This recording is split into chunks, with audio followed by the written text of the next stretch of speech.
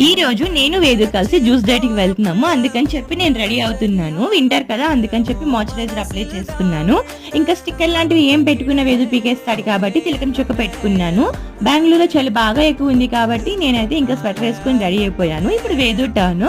వేదు కూడా చక్కగా ప్యాంట్ వేసుకొని, స్వెటర్ వేసుకొని రెడీ అయిపోయాడు. సో, డైలీ వేదుకి వాళ్ళ నాన్నగారే బయటకి తీసుకువెళ్తారు. బట్ వాళ్ళ నాన్నగారు ఈరోజు ఆఫీస్‌కి వెళ్ళడం వల్ల ఇది నా టర్న్ అన్నమాట ఈరోజు.